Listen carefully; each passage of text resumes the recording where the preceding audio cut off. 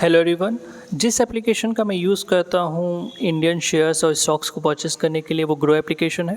And जैसा कि मैंने इस वीडियो में मुझे अपनी होल्डिंग शो करनी थी, तो ये मेरी होल्डिंग्स है। तकरीबन मैंने 71,983 रुपीज़ अप्रॉक्सीमेट 72,000 के अबाउट मैंने निवेश करा है। एंड जिस पे मेरा रिटर्न है 46,631 रुपीज़ के अबाउट। परसेंटेज वाइज 64% का रिटर्न मैंने बनाया है इस पर। एंड करेंटली मेरा पोर्टफोलियो साइज़ है 1,18,615 रुपीज़। काफ़ी छोटा है, मैं मानता हूँ, बट मैं अर्ली स्टेज में हूँ इन्वेस्टमेंट के। एंड मैं कोशिश करूँगा कि 20 साल 30 साल में ये काफ़ी बड़ा बन जाए। खैर, मैक्सिमम रिटर्न मैंने मेड करा है इरीडा में। मैक्सिमम मेरा इन्वेस्टमेंट भी इसी में है। अप्रॉक्सीमेट 625% के अबाउट इस पे मेरा रिटर्न है। एंड आप देख सकते हैं तकरीबन 6,000 के अबाउट मेरा इस पे इन्वेस्टमेंट है एंड 43,000 के अबाउट इस पे रिटर्न है। सेकंड कंपनी जिस पे मैंने निवेश करा है वो है मुक्का प्रोटीन। इसके 321 शेयर्स परचेस करे हैं मैंने। उससे कम पैसे मैंने लगाए हैं गंधार ऑयल में। गंधार ऑयल मैं बिलीव करता हूँ इसको कि ये फ्यूचर में बेस्ट करेगी और मैंने इसको लॉन्ग टर्म के लिए परचेस करा है। जैसा कि आपको पता होगा इसके बारे में कि ये बहुत सारे ऑयल्स प्रोड्यूस करती है, चाहे वो किसी मोटर व्हीकल के लिए हों, चाहे फिर फार्मास्यूटिकल्स कंपनी के लिए हों। अलग अलग सेक्टर्स के लिए ये ऑयल प्रोड्यूस करती है एंड जिनका यूज़ मोटर व्हीकल में या फिर फार्मास्यूटिकल कंपनी में होते हैं। फिर उसके से IDFC फर्स्ट बैंक में मैंने निवेश करा है। काफ़ी छोटा सा इन्वेस्टमेंट है एंड पिछले 1 साल से इसमें बस केवल फॉल ही देखने को मिला है।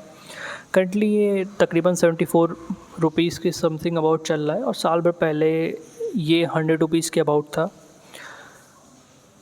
उसके बाद से JG केमिकल में मैंने रिसेंटली निवेश करा था 2 महीने पहले ही, लेकिन इसने बहुत अच्छा रनअप दिया है।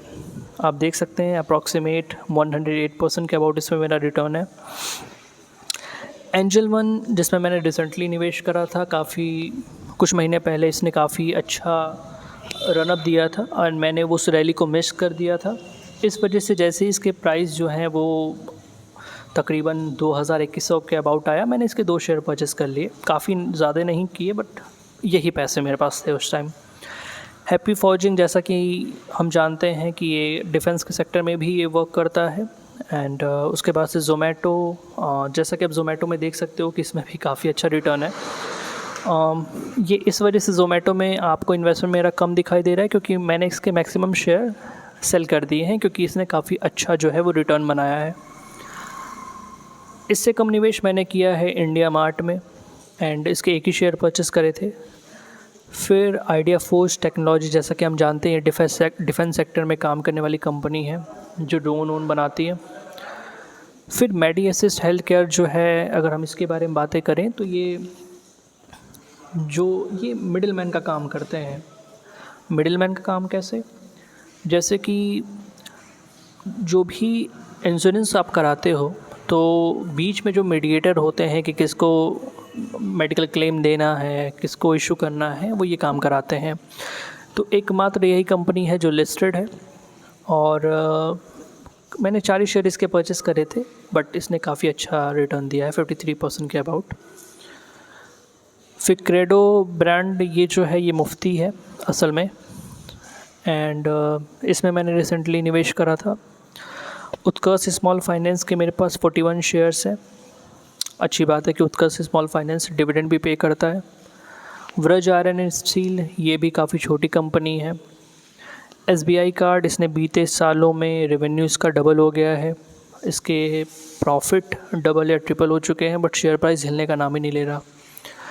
RBZ ज्वेलर, ये जयपुर की कंपनी है जो कि ज्वेलरी के सेक्टर में भी काम करती है। इनका खुद का भी एक आउटलेट है आई गेस, एंड साथ ही साथ ये मेन काम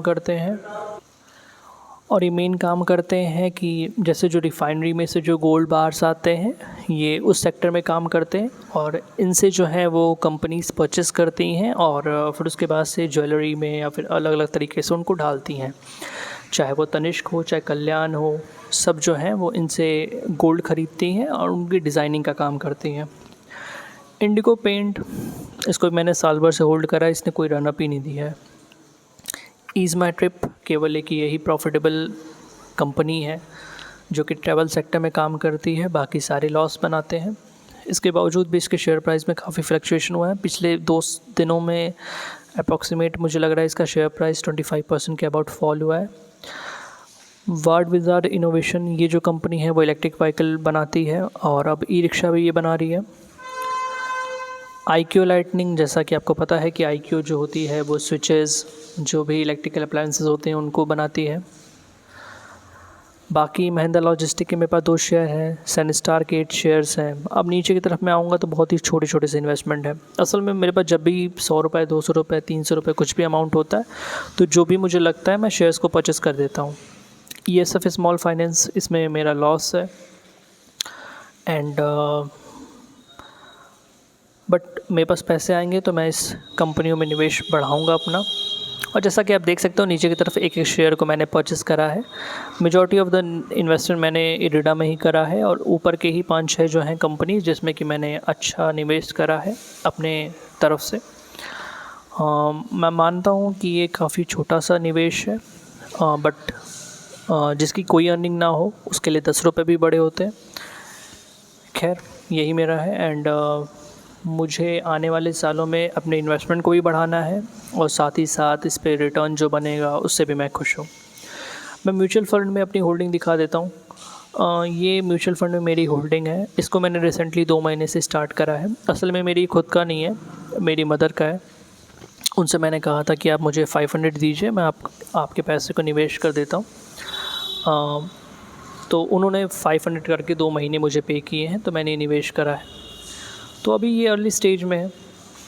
खैर इतना ही मैंने निवेश करा है और बाकी मैंने यहाँ पे कुछ लिस्ट बनाई हुई है कि अगर मेरे पास पैसे आते हैं तो मैं इन कंपनियों में निवेश करूँगा। ये जो रिसेंटली लिस्टेड जो IPOs हैं उनको मैं आसानी से यहाँ से ट्रैक कर लेता हूँ। खैर इस वीडियो में मुझे अपनी होल्डिंग ही शो करनी थी, तो थैंक यू।